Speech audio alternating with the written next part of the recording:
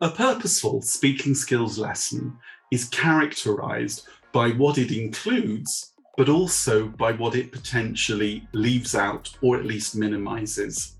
It should always have, in my view, as its primary objective, a clearly identified speaking skills function, for example, as its main aim.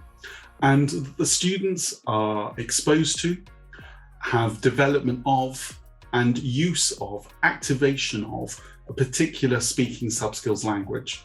So, for example, if you're looking at the development of talking about opinions, then the students should be able to, at some point in the class, discuss contentious issues and express their opinions of each other's views.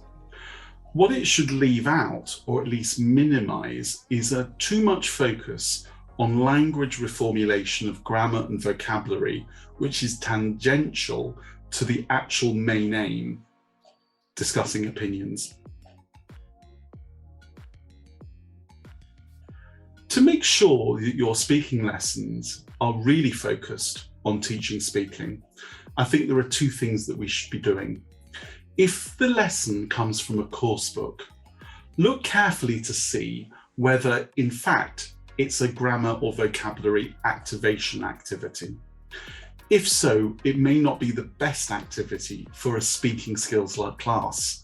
You may want to do it as a language development point. If you're developing your own materials, then I think it makes a lot of sense to look at areas of expertise.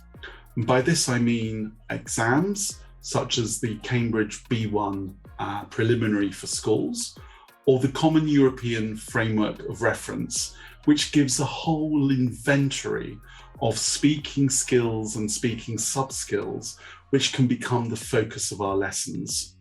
So sometimes it may feel as if we are reinventing the wheel. We're not. What we might be doing is repurposing the wheel to make sure that it is truly fit for purpose, and therefore that our lesson has a very clear, focused speaking main aim.